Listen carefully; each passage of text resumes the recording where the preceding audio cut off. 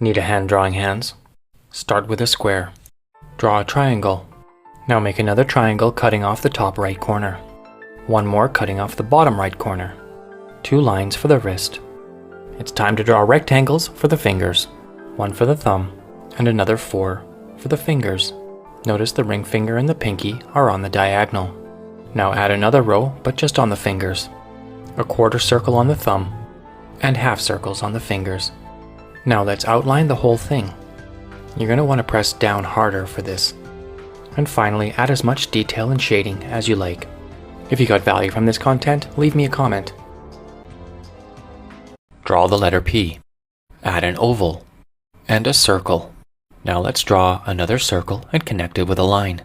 And the same again. And a U. Now let's draw an oval on this line. Add another U here. And another one.